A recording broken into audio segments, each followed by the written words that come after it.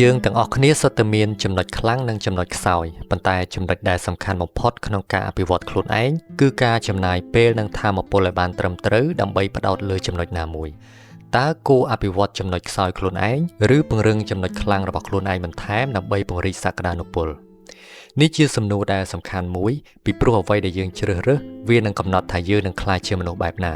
ក្លាយជាមនុស្សដែលពូកែគ្រប់រឿងឬក្លាយជាមនុស្សដែលពូកែលើរឿងណាមួយ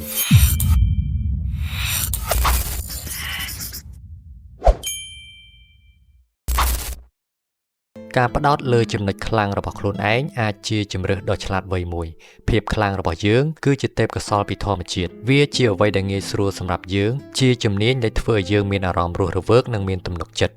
នៅពេលដែលយើងវិនិយោគទៅលើអ្វីដែលយើងមានរួចហើយនោះយើងកំពុងឈរនៅលើមូលដ្ឋានគ្រឹះដ៏រឹងមាំការរីកចម្រើននឹងមានអារម្មណ៍ដូចជាធម្មជាតិការលើកទឹកចិត្តស្ថិតនៅក្នុងកម្រិតខ្ពស់ហើយដំណើរការកាន់តែលឿនការពង្រឹងចំណុចខ្លាំងមានន័យថាយើងផ្ដល់អាទិភាពឬផ្ដល់ការយកចិត្តទុកដាក់ទៅលើអ្វីដែលផ្ដល់ផលដ៏អស្ចារ្យត្រឡប់មកឲ្យយើងវិញទោះជាយ៉ាងណាក៏ដោយយើងមិនអាចប្រងើយកន្តើយនឹងភាពទន់ខ្សោយរបស់យើងទាំងស្រុងបានទេចំណុចខ្សោយខ្លះអាចរារាំងយើងដោយស្ងៀមស្ងាត់ឬអាចប៉ះពាល់ដល់ចំណុចខ្លាំងរបស់យើងប្រសិនបើយើងមិនបានត្រួតពិនិត្យប្រសិនបើការប្រស័យតាក់ទងមិនល្អខ្វះវិន័យឬការគ្រប់គ្រងពេលវេលារំខានដល់ការរីកចម្រើនរបស់យើងគួរតែពិនិត្យមើលឡើងវិញ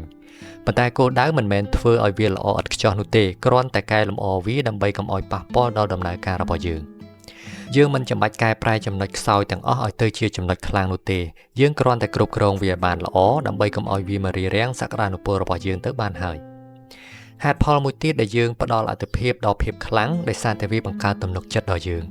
នៅពេលដែលយើងឃើញខ្លួនឯងប្រសើរឡើងនៅអ្វីដែលយើងពូកែដោយធម្មជាតិវាជួយជំរុញទឹកចិត្តនិងជំនឿរបស់យើងទៅលើអ្វីដែលយើងអាចធ្វើបានទំនុកចិត្តគឺជាប្រេងឥន្ធនៈវាជំរុញយើងឲ្យហ៊ានប្រឈមនឹងភាពភ័យខ្លាចនិងមានឱកាសសម្រេចបានកាន់តែច្រើនផ្ទុយទៅវិញការចំណាយពេលច្រើនពេកទៅលើភាពទន់ខ្សោយរបស់យើងអាចធ្វើឲ្យយើងអស់ថាមពលនិងគ្មានទំនុកចិត្តជាពិសេសនៅពេលដែលការរីកចម្រើនរបស់យើងហាក់មានភាពយឺតយ៉ាវវាជារឿងសំខាន់ដែលត្រូវចងចាំថាមនុស្សគ្រប់គ្នាមានដែនកំណត់ប៉ុន្តែនៅក្នុងដែនកំណត់នោះស្ថិតនៅលើភាពខ្លាំងតែមួយគត់ដែលអាចត្រូវបានអភិវឌ្ឍដល់កម្រិតខ្ពស់បំផុតមនុស្សយើងមិនអាចសម្រេចជោគជ័យគ្រប់រឿងបាននោះទេប៉ុន្តែយើងអាចសម្រេចបានខ្ពស់បំផុតទៅលើរឿងណាមួយត្រីមិនចាំបាច់រៀនឡើងដើមឈើនោះទេប៉ុន្តែគួរតែរៀនប្រមាញ់ចំណីនៅក្នុងទឹកឲ្យបានស្ទាត់ជំនាញទើបជាការប្រសើរចូលប្រើសមត្ថភាពដែលខ្លាំងបំផុតរបស់យើងដើម្បីបង្កើតនៅអ្វីដែលមានតម្លៃនិងមានអត្ថន័យការស្ទាត់ជំនាញទៅលើអ្វីដែលយើងពូកែស្រាប់អាចបង្កើតឱកាសនិងកសាងភាពលេចធ្លោដល់យើងបានសរុបមកការរីកចម្រើនមិនសំដៅទៅលើការកែប្រែកំហុសទាំងអស់នោះទេវាជាការប្រើប្រាស់ភាពខ្លាំងរបស់ខ្លួនឯងដោយភាពឆ្លាតវៃនិងគ្រប់គ្រងចំណុចខ្សោយរបស់យើងជាយុទ្ធសាស្ត្រពង្រឹងភាពខ្លាំងព្រោះវាជាផ្លូវដើរសម្រាប់យើងនិងផ្ដល់ឲ្យយើងនៅឱកាសដ៏អស្ចារ្យបំផុតដើម្បីឈ្មោះទៅមុខហើយយើងក៏ត្រូវមើលទៅលើចំណុចខ្សោយណាដែលពាក់ព័ន្ធនឹងសក្តានុពលរបស់យើងដែរនៅពេលដែលយើងផ្ដោតនិងផ្ដល់ថាមពលទៅលើអ្វីដែលសំខាន់យើងមិនត្រឹមតែរស់នៅដោយមានទំនុកចិត្តនោះទេថែមទាំងអាចរីកចម្រើនបានលឿនផងដែរ